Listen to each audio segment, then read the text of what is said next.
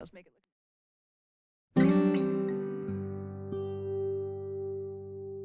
Think levels of. Oh, hi, I am Esther Veen, And I'm Jessica Duncan. and we are both working for the Rural Sociology group. Yeah. And our students often complain about the amount of reading they're expected to complete in our courses. And we get it. Reading articles for the social sciences takes time. And sometimes you need to read an article a few times to really get it. However, there are some tips and tricks you can use to help you become a more efficient reader. A first tip is to start by reading the abstract of the paper and to follow with the conclusions and perhaps even the introduction section.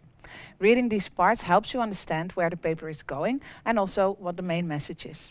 If we look at our example, we see the author argues that research on urban politics has not kept up with how cities are engaging with climate change policy. And then we see that she will identify entry points for valuable research. Then we see that she argues that the research proposal she presents in her article will enhance understanding of this topic. So we have a pretty good idea already of what the problem is, what she does to address it, and also why it is important. Yeah.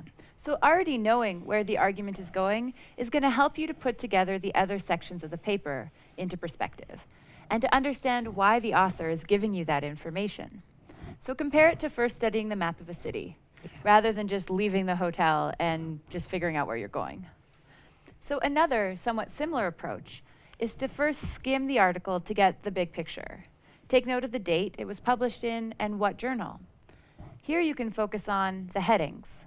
For example, here we can see a paper that this paper reviews the history of agroecology, and then it looks at CSAs and agroecology. Whoop, there. So, also take note of any terms or sections that you don't really understand.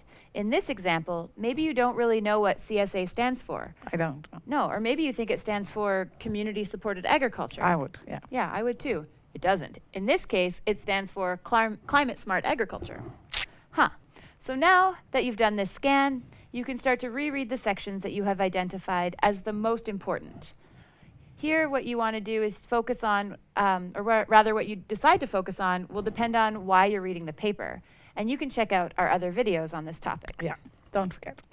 So scientific papers are written to give you various clues about their main message. And they use words like first, second, or to conclude, or we will argue. And these are all words that tell you that something important is coming. As an example, the following text clearly states that the author is going to discuss 4 outcomes. And this is helpful when trying to understand the author's message. The message will consist of these 4 points. Picking up on these 4 points when you start reading will guide your understanding of what the author is trying to tell you. Other clues are when you see to conclude, or in sum, or just simply in this paper we argue. Another trick that you can use is the first and last sentence of a paragraph, because these often contain the most important information. Yeah. The first sentence usually introduces the paragraph by making a statement or a new point. In the rest of the paragraph, that statement is expanded, and then in the last paragraph, or the last sentence rather, it's a concluding statement that makes a link to the next paragraph. And it can be very helpful also to summarize the paper with a few written sentences.